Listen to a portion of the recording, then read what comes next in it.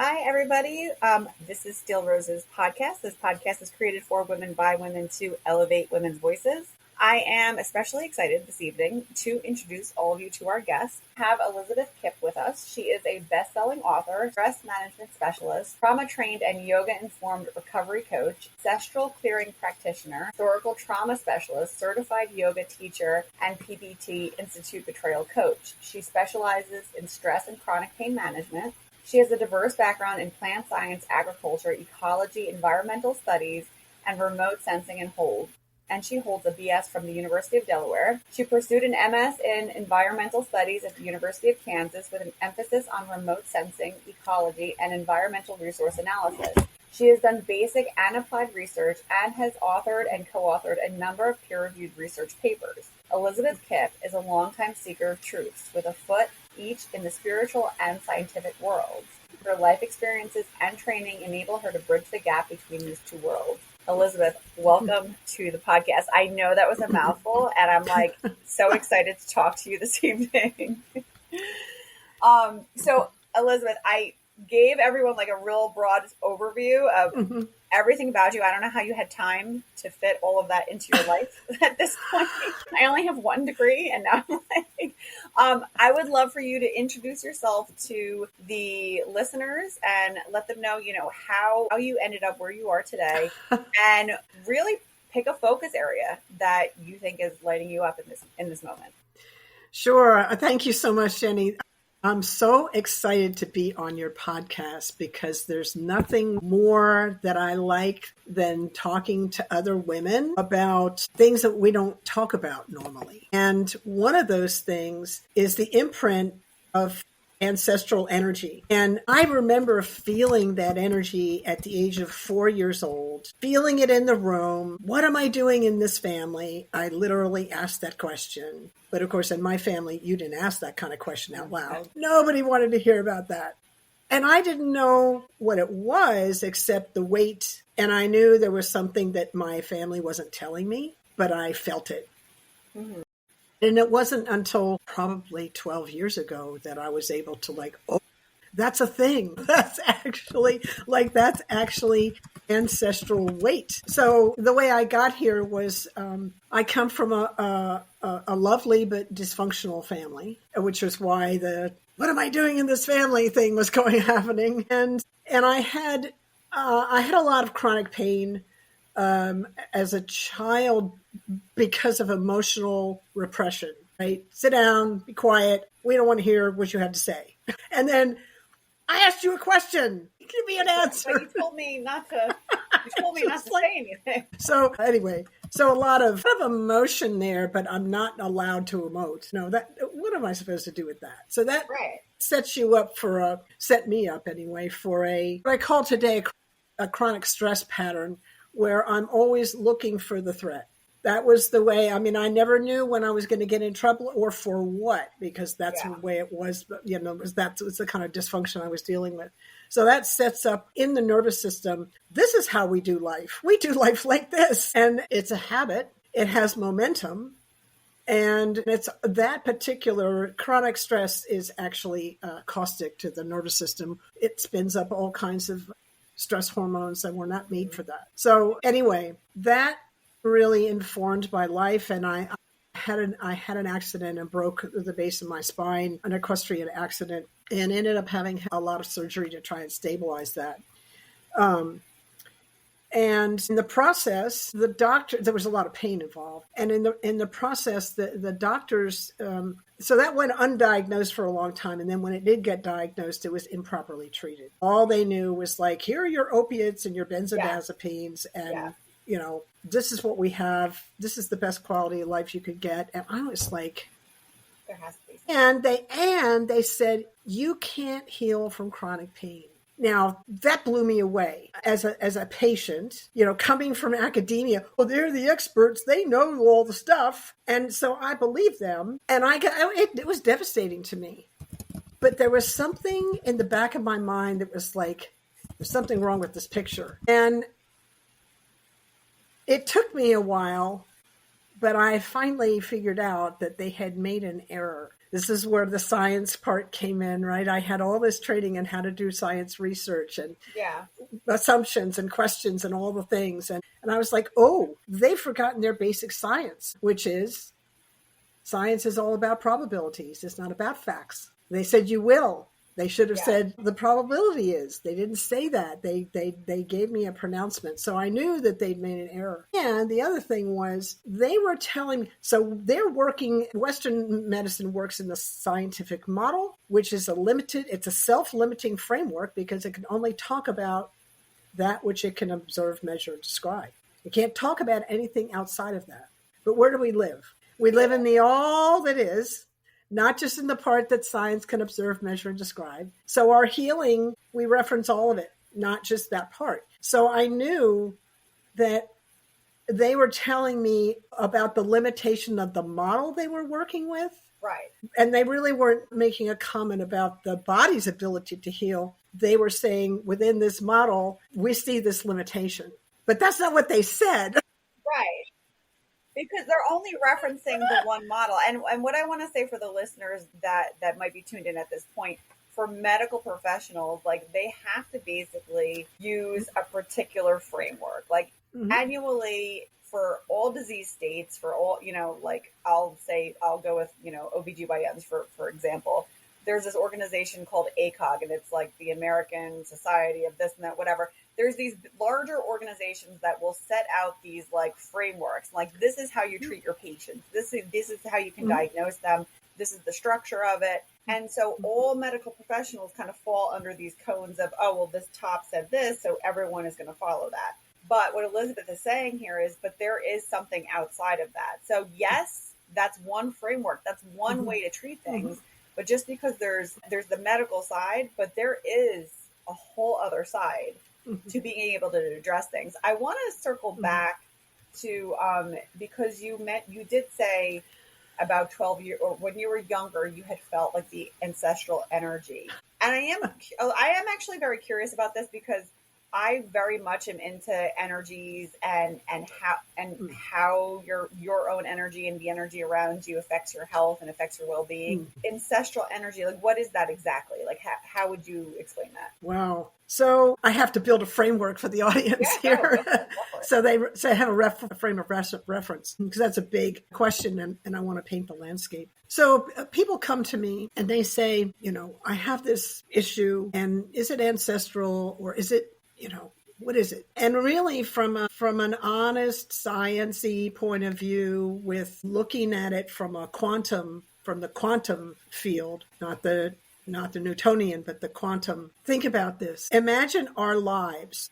Each of us is in a Russian doll. Those nested dolls, one doll and a bigger one and a bigger one, right? And in the very little one on the inside is me with just my stuff, or you with just your stuff, right? Next one out is me with my actual family, my nuclear family or my immediate family. Okay. The next one out is where I live, the culture that I'm living in, and its effect, right? That energy, it has an energy, right? And then the next one out is maybe the country that I'm living in and the vibe of the country. And then we've got the world. We also have the present. It's all in the present moment. What's happening in the collective in this moment? Well, are you talking about my family or the collective of my family or the collective of the town? We got a big football game going on here where I am right now.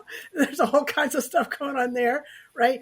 Or is it the state? Is it the country? There's all kinds of stuff going on here. Is it the world? There's all kinds of stuff happening on the planet. Then we can look at celestial stuff and the effect of the body of the celestial body. So we're it's a big landscape.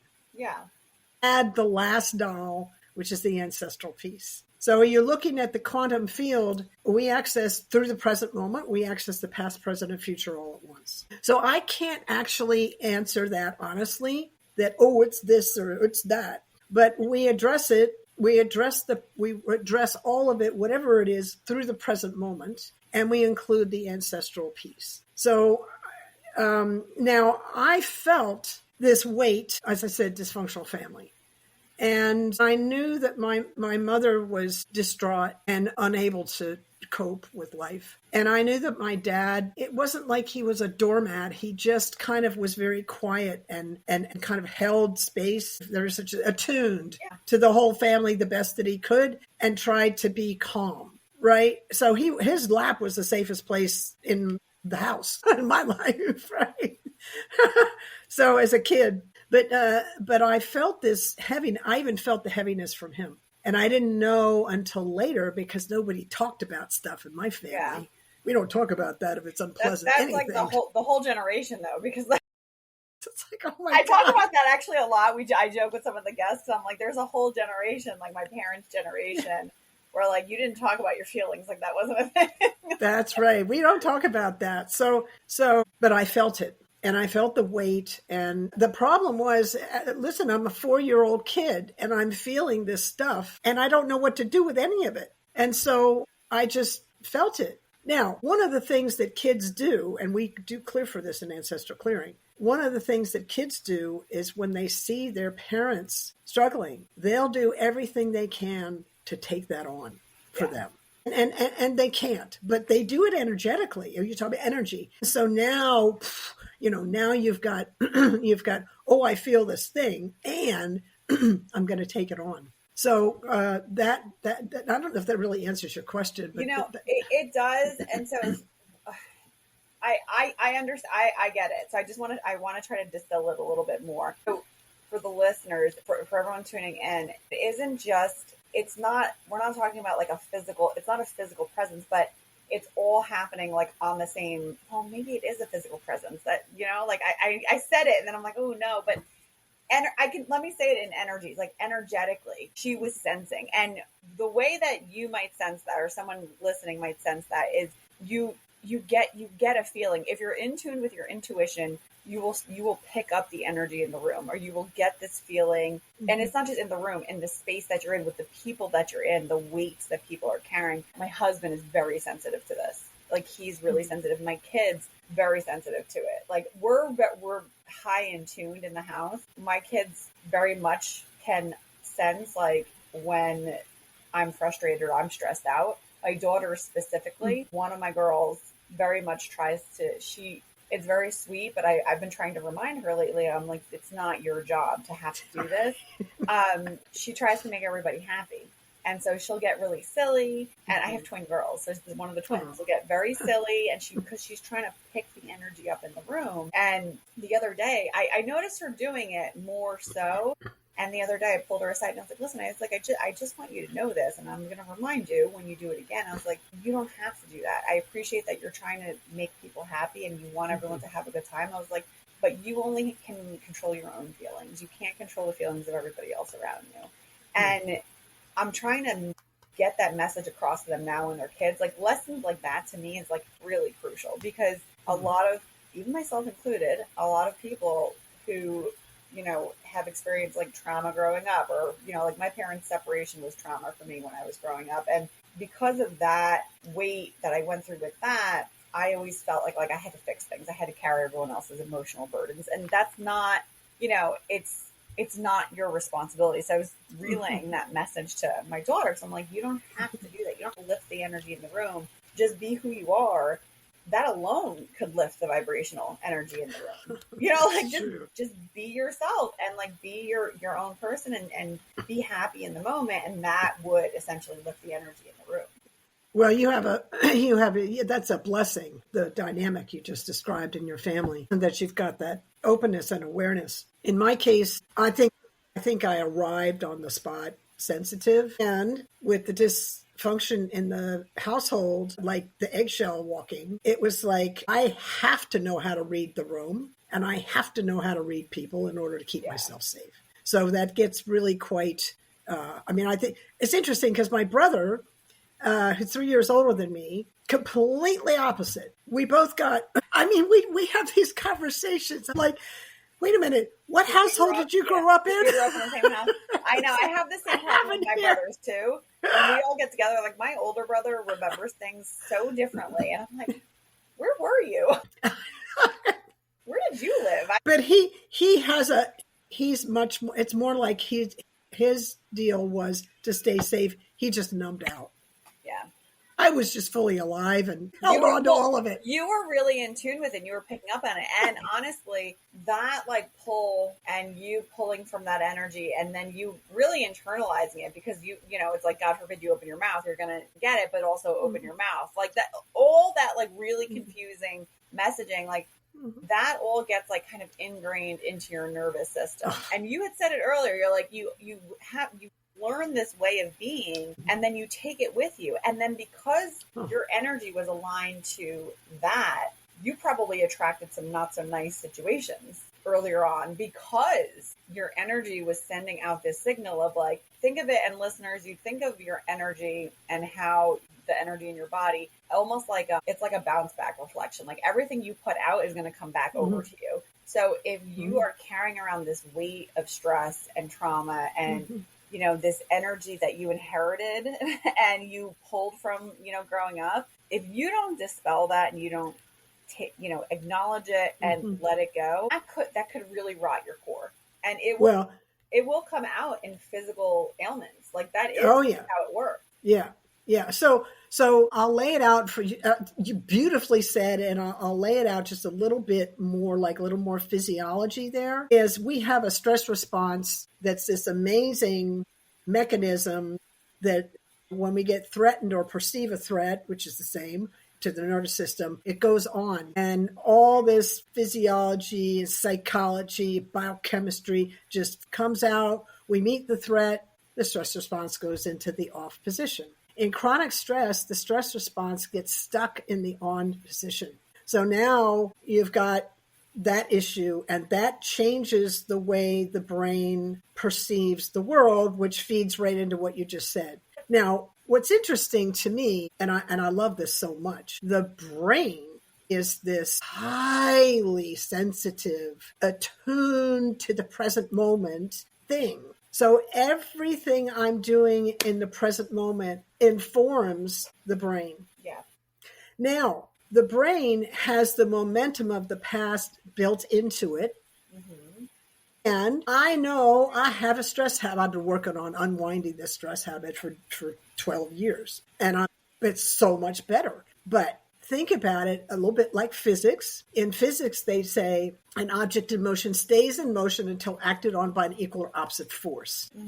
All right? So a habit, stress habit, any habit, in the nervous system has momentum. All right? So it's in motion. It's an object in motion with momentum. So the only way you're going to change that situation is to come with an object of equal or opposite force. Meditation is one of those things. Ancestral clearing is one of those things. Yoga is one of those things, right? Etc. So, but you have to kind of understand what's happening. And all those practices, they work on the present moment. Yeah. And so I have an old, and why am I still working on this freaking habit? Because I built it over like 60 years. So every time that I am in a situation where I'm starting to feel activated in a dysregulated way, I've had enough practice now. I drop into the breath. I put some space between the words. Where are my feet? All the things, right? What am I doing? I'm shifting my attention to the new way of living instead of dropping into the old one, right? Because that old stress habit actually is a default. And I'm learning, and I'm building a new default. What Elizabeth is describing right now is she's essentially rewiring her brain. Exactly. So I've done some reading on this. I discovered meditation. I think I told you when we had our intro call. So I had discovered meditation about 4 years ago, roughly, maybe 3 years ago. I had hit like a crossroads in my life where I was like burnt out. I was just totally burnt out. You know, my kids were born 2016 and 2017. So I had 3 infants at the same time. And while that was happening, I still was like, oh no, I'm still going to have my career. I can do it all. And I was only sleep for about 4 years. I was only sleeping 2 hours a day. And I was working like these crazy hours because, you know, once you have kids and you want to be a professional, you're like, oh no, I need to make up for the fact that I had children. So you work extra. and I went through this 4-year period of like just completely depleting my body of pretty much any kind of anything. So much so that I kept saying to my cousin, I was like, I feel like something bad is going to happen because I am just not taking care of myself and it's just running me ragged. And so we get to the house that we live in right now. We bought it in November 2021. Spring 2022 was when I hit this wall. And I was like, I have to make a change here. I can't keep doing this. Something needs to give. Between 2021 and 2022, I stumbled upon meditation. Actually, while I was researching how to podcast, because I didn't know what to do, I stumbled upon this woman who had this successful podcast. This is synchronicity at its finest, by the way, Elizabeth. That's why I like to tell this story. I hear that. I was looking like, oh, how do you podcast? How do I do this? And when I did that, I found this woman's podcast, and she had an episode that was like how to podcast. But then she also had all these online courses. And I took one of her courses that included podcasting, but it was so much more. And it was, tapping and meditation and breath work and really learning the science behind aligning your energy with the universe and what's really there. And it was like this massive awakening of my spirit that was like shrouded for 37 years. And I finally was able to uncover her. And it was like this glorious rebirth. And in that meditation, one of the practices that I did that it was very interesting because it goes back to the weight that I felt like on my spirit. And one of the practices was, you go into meditation and you get yourself into the present moment and you focus on your name. So you say your full name. So I would say like, I am Jenny Benitez. And you would focus on that for a little bit. How does that make you feel? What do you feel when you say your full name like that? And it felt loaded. It felt heavy. Like I felt the weight of my entire world, which really is real, on my shoulders. Because that is true. Like and you said it earlier, like I do it all. I do it all. Like I carry a lot. And then the second part in the meditation was just to say, well, I am Jenny. The first time I did it, I was sobbing. Because the differentiation between this weight that I was carrying and me, just like in the nesting dolls, the Jenny in the nesting doll that was just me, was like this free spirit that had been crushed, and she was just desperately trying to claw her way out. And love that. It took, that uncovered, that was like a full year of me like scraping off all the walls and the brick that I had put up, and it was the craziest thing. And it was rewiring my brain. And I noticed it was very interesting because it didn't just affect me. Like while I was going through this, it affected my husband positively. It affected my kids positively. Of course. It impacted our marriage positively. Like it did all of these things. And I've talked a lot on the podcast about your energy and aligning it in the right way. And, there's also like, when you're with people, you'll notice like there's people that if you go and visit people and then you leave, you're going to feel drained. It's because the weight of what they're carrying affects you while you're with them, and it draws from your energy. Yeah, we have to be conscious. You have to be aware. And so like the biggest thing that I always say on the podcast, and I've said to other people, I'm like, your feelings are really a barometer. Like that's really you. If you feel uncomfortable or you feel something's not quite right, or I can kind of sense that this person, they're smiling in my face and they're saying hello and they're hugging me, but I get like a feeling. And that's when like, oh, this person, like their energy is not quite right. Maybe I don't want to spend as much time with them. And once you start like scraping these things off, like you're going through it right now, as you're saying, like you're rewiring your brain. It's like creating it's getting yourself back to you. It's not creating a whole new person. You're already in there, but it's just a matter of like cleaning everything out. Yeah. I love that you did that exercise. I did something similar to that because I learned once I felt the weight of the family, and then I learned about the family. I was like, oh my God. And it became this, I don't know, this thing that I carried. And like a backpack. A lot of rocks in it.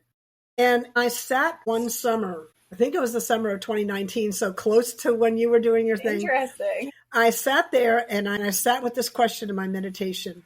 Who would I be without the story of my family? That was a very powerful question. Yeah.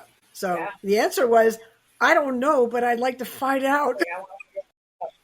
It's kind of like that. But it's really interesting because it's like you go through your whole life, and a lot of people are going through their whole lives on autopilot and just doing what they should do and not realizing that there's this whole other plane that is trying to tell you something and you're not listening. Well, it's like when you're talking about that, I break it down as simply as possible for me because I just do better than. I mean, I can do complicated, but it doesn't usually serve me. So am I feeling contracted or expanded in this conversation or around this person or in this group or whatever?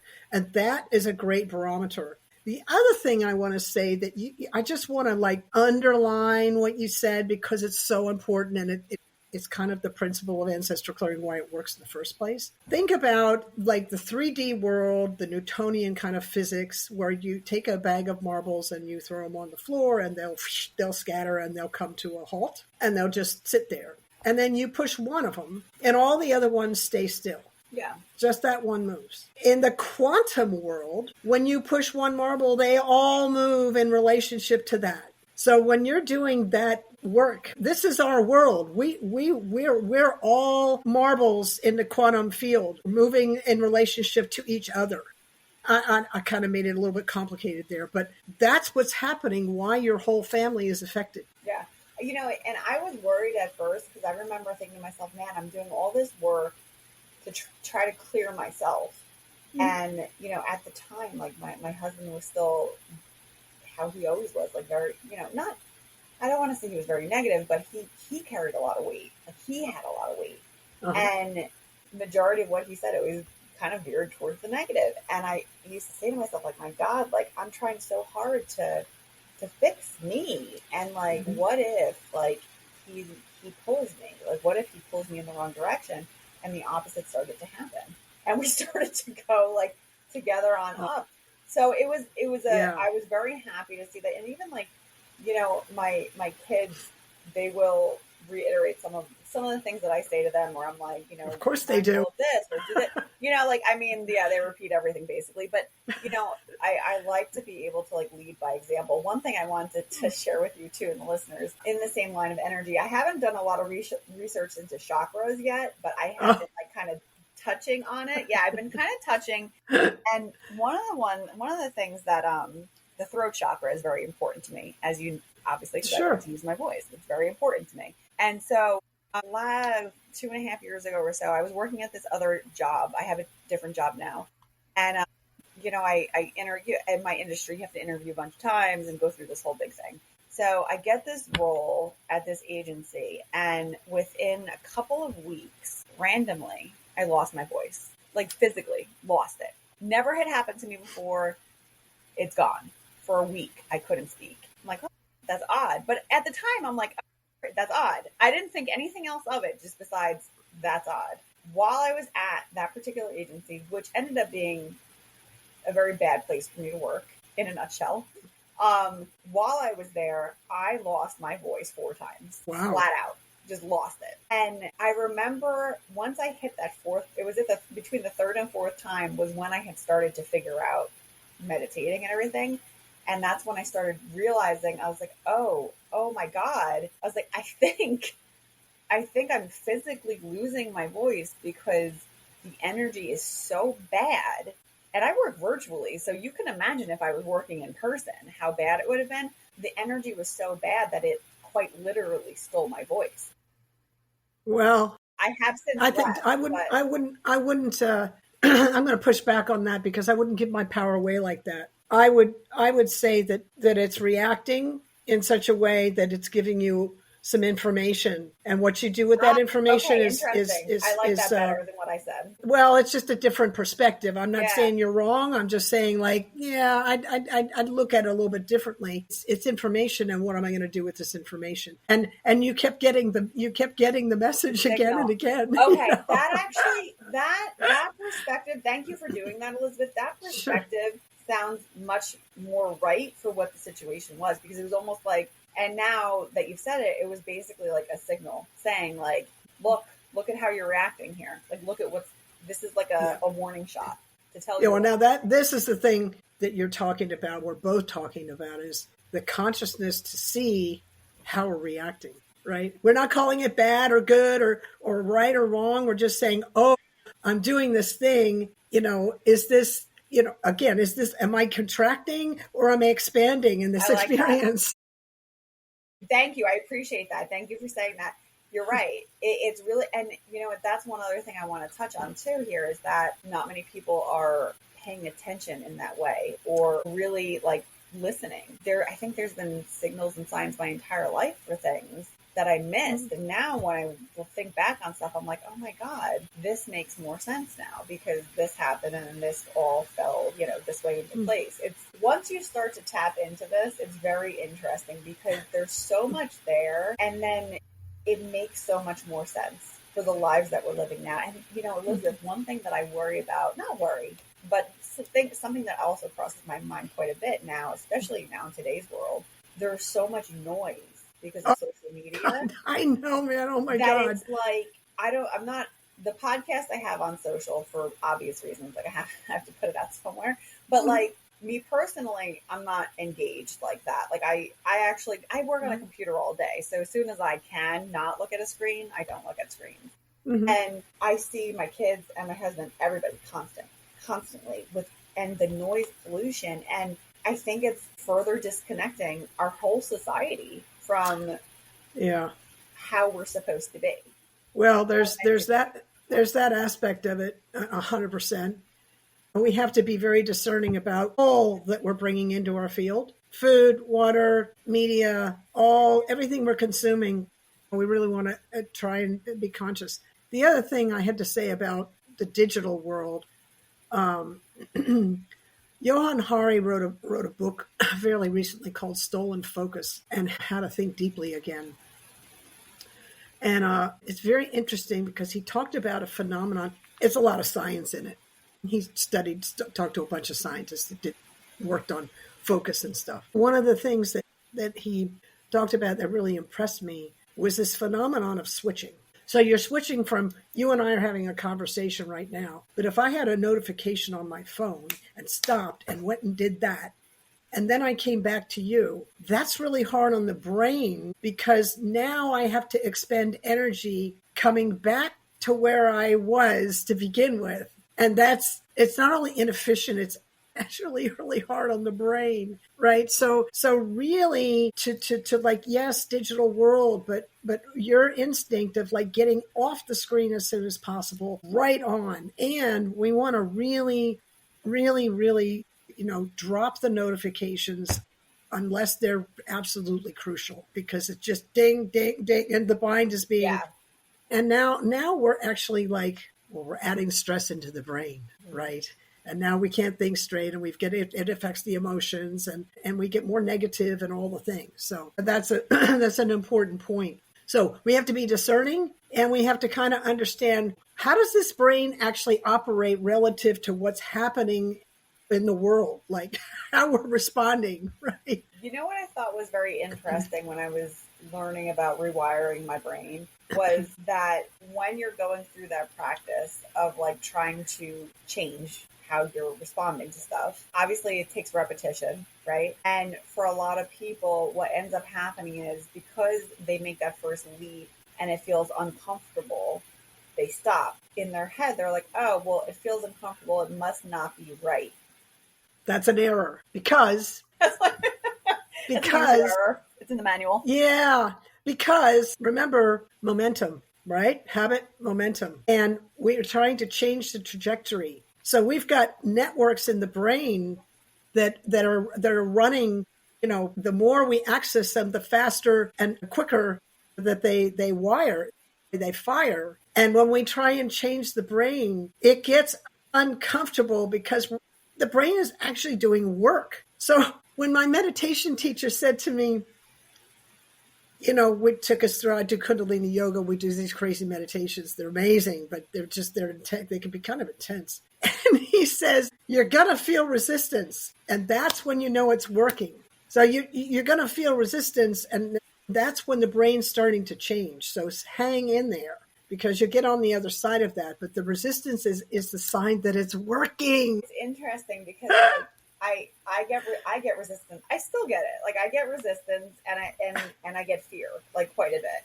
And one of the things that has happened to me, especially with the podcast, because this is, my husband has said to me, he's like, wow, you really you talk about a lot of stuff on there. And I'm like, he's like, you just put it all out there. A lot of people have said to me, like women have said to me, like, I don't know how you're comfortable doing that. And I'm like, I don't know. Like it feels so good that I'm like, I can't not do it. So one of the things that happens quite a bit with the podcast is I'll want to stop.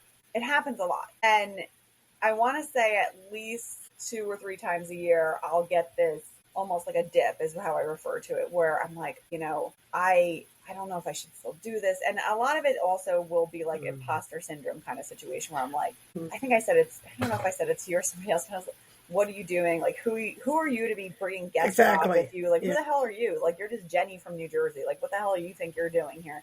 And I will have these really beat up sessions in my head. And earlier this year, I had a situation like that where I was I was burned out. We were really busy at my daytime job, and I had enrolled the kids in way too many activities. So it was totally sensory overload for me. And then, I have the podcast, and I want to do the podcast. I love the podcast, but in that moment with everything else going on, came this dip of like, Jenny, what are you even doing? Like, just stop. You're not like Joe Rogan. You're not like this big podcaster. You're just this little nobody. It's very interesting, Elizabeth. Every single time something like that happens to me, within a week or two, there will be a sign that just happens that says you have to keep going. And when it happened to me this year, listen to this. When it happened to me this year, every time I come very close and I'm like, maybe I should just do a farewell episode, just call it a day. Like you did what you could, Jenny, kind of thing. This season, when that happened to me, in the month that it happened, it was in June. July ended up being the highest downloaded month for the podcast. I was going to say, you probably got a whole bunch of downloads. It was the craziest thing I've ever seen. It was double my normal amount. It doubled. And I was like, oh my God. And then this month I got notified, podcasts are all ranked and stuff like that. And I got notified that I made the top 200 list in Peru. And I'm like, oh, that's cool. What the hell? I'm like, this is really cool because, and the reason why I'm bringing this up is because you will have moments like this, like in your life, there is going to be moments where you're like, I'm going to throw this all away. The podcast, it's something I love so dearly and deeply, but I still will have these moments of fear and imposter syndrome and all these things. And I'm trying to rework my brain to understand, no, Jenny, this is it. This is good. This is in alignment with what you're supposed to be doing. Would you like to, we have time for me to do an ancestor clearing for everyone? Yeah. Absolutely. But that'll maybe it might help clear some of the frequency of that in you and whatever else. The imposter syndrome is pretty common, so it might help. This is actually ancestor clearing is a trademark registered process that was taught and developed by John Newton. It was pioneered by Howard Wills, and it's really a prayer process. So we call on higher power, whatever you call that. We'll call it Creator today. We're calling on it to help us release that which no longer serves us. We're not asking it to take anything away. We're asking it to help us release. And so we do it with humility and gratitude. So we do the please and thank you. So we'll just, everybody just listening, just notice what you're feeling as sensation in the body, and maybe give it a number of intensity from 0 to 10. And you've got a number, and then just breathe normally and let these words pass over you. Oh, divine spirit, creator of all that is, all that you are, thank you for the many bountiful blessings you bestowed upon us and our lineages. We come to you knowing you're always here with us in all your great and vast nature. We ask humbly and gratefully for us and all our relationships and all of our ancestors and all their relationships throughout all space, time, dimension, realms, lifetimes, and incarnations. For all inherited energies passed down to us that were residue of wounds we didn't create but were born into. For all the stories we created because of them. For all the misunderstanding, blame, and suffering that ensued in the lineage as a result. Please help us all to forgive one another and forgive ourselves, please, and thank you. For all the times many of us were abandoned, neglected, or otherwise betrayed by parents, caregivers, partners, or the community, in love and friendship or leadership across the family line. For the letdown we felt and all the deep mistrust of life and love that followed, for not feeling safe to receive support, and for any fears of being abandoned if we turned into joy, visibility, or our truth. Please help us all to forgive and release one another and forgive everyone involved, directly or indirectly, for all of it. Please and thank you. For all addiction, escapism patterns any of us fell into, whether alcoholism, drug abuse, emotional eating, gambling, control, achievement, codependency, or any other pattern that kept us from looking within ourselves for the answer to our wholeness, for the legacy of numbing our pain as a survival strategy, and how it kept us from living life fully and allowing ourselves to feel you, Creator, flowing through us, and for all the limiting beliefs, judgments, and conclusions we had or made that kept us playing small, not able to reach our full potential in life. Please help us all to forgive one another and forgive ourselves, please, and thank you. For all the experiences we had of injustice, persecution, systematic oppression, or other portrayals of authority figures, teachers, coaches, doctors and nurses, lawyers and judges, spiritual leaders, and anyone else we look to for leadership, for the times we felt anger and profound letdown at you, Creator, and for how that weighed on us and our lives, and for any spiritual grief we felt that made trust and surrender seem impossible. Please help us all to forgive one another and forgive ourselves, please and thank you. For all survivor's guilt, for any shame we carried while others in the family or the community suffered, for any inherited guilt from past hurts or harms done, and for any time we were unable to stop harm from happening. Please help us all to forgive one another and forgive ourselves, please and thank you. For all sexual hurts and wrongs, and any time they were minimized or went unspoken, for all secrets within the family and how in such darkness those secrets festered into wounds, for any shame carried in the family around our innate animal nature, and for any confusion or conflict about any of our relationships to sensuality, boundaries, or expression. Please help us all to forgive one another and forgive ourselves, please and thank you. For all conflicting DNA, any energetic tug of war in the lineage, opposing values, unresolved family feuds or vendettas, or mixed ancestral allegiances, for any negative residue left from the genetic imprints of both the oppressed and the oppressor, and for any felt sense of identity confusion or not knowing where we belong. Please help us all to forgive one another and forgive ourselves. Please and thank you. For how any of these wounds kept us playing small in life, for any fear of being seen or heard, or stepping into a position of leadership, for the times we felt we had to suffer in order to earn love or even have a sense of belonging, for any time we fell prey to subconscious sabotage around success, intimacy, or abundance, for any cycle of perfectionism or any imbalance between giving and receiving. Please help us all to forgive one another and forgive ourselves, please and thank you. Please help us step into our power and find freedom from the burdens of this lineage. Please help us to release these patterns and turn back to realizing our inherent wholeness that can never be diminished. And please help us to reclaim that space within us where our true nature was, is, and always will be. Please and thank you. Please and thank you. Please and thank you. Now take a nice big breath in and let it out and notice how that feels in the body. My neck started cracking while you were talking. Oh my gosh, that was so nice. Oh my gosh. I don't know if anybody actually closed their eyes or not, but I did. I loved it. That was like, that it feels that I can feel it. Yeah. It's powerful work. Yeah, it blew me away the first time I experienced it. I was like, my science hat was on. I was like, what's happening in this room? I know something's happening. What is it? Can I measure it? Can you repeat it? You kind of can. You can though. Like that's the part that's wild. Is like people don't really realize. Listeners, I want to pull up some of Elizabeth's website. So in the event that you're interested, you want to look a little bit more into working with Elizabeth, I have her website linked here, The Way Through Chronic Pain. This is all intertwined. Like it's all intertwined. So it's super important to just understand, like, you know, it's not like the right hand and the left hand are working separately. They are working together on this one. Like you have to do both. It's not just one or the other. It's really, you have to just be aware and start working on your energies. And then I also have a link for your book here as well. The other one was your book. This is your website. So I have the website up now. The other link was the book. Check out the website. You'll be able to look through the blogs, like resources on here. And I'm going to link everything into the episode description as well. So you can check out Elizabeth. Elizabeth, thank you for joining me today. This has been like super fun. Thank you for that. Oh my gosh, such a beautiful day I've been having. And that was like the cherry on the cake right there. That was beautiful. Thank you so much. Well, thank you so much. Listeners, you can catch this episode also via your favorite podcast streaming platform. Thank you for joining me today, and I will catch you on the next one. Take care.